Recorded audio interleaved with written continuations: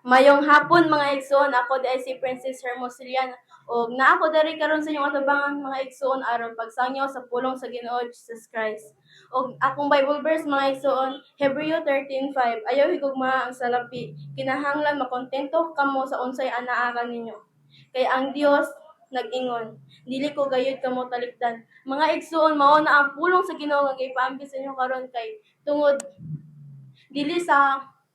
kwarta lamang kamo manghinana may suon kundi sa pulong sa Ginoo Jesus Christ kay unsaon man nimong salapi kung wala ang Ginoo sa imong kagalingon, unsaon nimo pagkuha og mga pagkaon kung wala ang Ginoo sa imong kiliran, kung og mga igsuon perminti una-una kung wala ang Ginoo sa inyong kagalingon karon wala may makuha nga kwarta, wala may makuha nga pagkaon sa inyong pagkaunan karon og ang Ginoo Jesus Christ naa sa ato gatan-aw sa ato sa atong mga binuhatan sa atong mga ipangbuhat karon nag-usab man ka karon naghigda nagtinda man ka karon og mga igsuon perminti nyo na hunaa kung kay ako bitaw sa unang mga igsuon isa ko ka bata bitaw nga kay gusto nako nga magampo ko sa Ginoo gusto nako na ako'y kwarta ug umabay gusto ko na ako dako akong kwarta ug ma'am gusto ko pag eskwela na ako tagaan ko sa akong mama og 200 ana pero igsuon unsa man nimo imong pag-ampo kung wala ang Ginoo sa imuha unsa man nimo ang kwarta kung wala ang Ginoo sa imong galingon mga igsuon perminti na to hunahon mga igsuon nga ang Ginoo maghatag sa atong gipangayo kung mag-ampo lang ta perminti sa iya ug mga igsuon dili na to hunahon nga dato ta din sa kalibutan dili na kuang sa Ginoo kundi ang tanang butang dali sa kalibutan na amang kay motor karon naa kay balay naa kay dagkong nga kwarta pero mga igsuon perminti una-una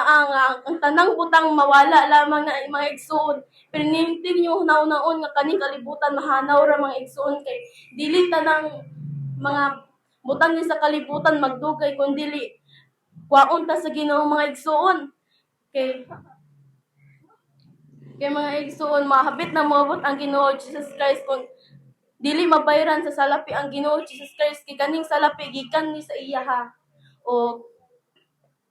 unta mga igsuon inyong itasok sa inyong hunahon kasing-kasing nga dili perminti sa atong kinabuhi ang kwarta mahanaw lang mga igsuon kay ang Ginoo maabotay na sa panahon karon. Kay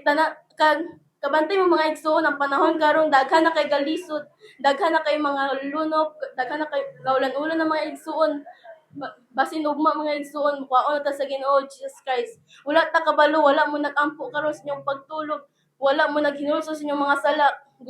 Nagampo lagi mo mga igsuon pero inyong giampo sa inyong kagalingon nga unta madato na ko kay gusto ko daghan ko kwarta, gusto ko makapalit og iPhone 17, gusto ko gusto ko nagpasakyanan. Pero mga igsuon unsa man ninyong mga gusto kung dili mo magampo sa Ginoo Jesus Christ. Unsa man ninyo ang tanan ninyong gipangayo sa Ginoo wala